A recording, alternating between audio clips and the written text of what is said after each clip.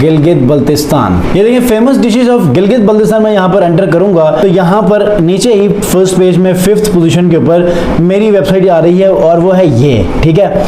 अब यही मैंने चैट जीपीटी से लिखवाया है और उसको मैंने ह्यूमन रिटर्न में कन्वर्ट किया है। ये कैसे होता है, मल्टीपल यहाँ पर कीवर्ड्स हैं। मिसाल के तौर पे आपको मैं अगर दूसरा कीवर्ड दिखाऊं, थिंग्स टू डू इन नगर वाली, ठीक है, ये देखें पहले पेज के ऊपर ही आ रहा है। तो ये सारी चीजें कैसे होंगी, आइए स्टूल की तरफ बढ़ते हैं और सीखते हैं। सबसे पहले मैं क्या करूंगा, चैट जीपीटी से एक आर्टिकल लिखवाऊंगा, how to rank Fiverr gig on first page in 2024, ठीक है।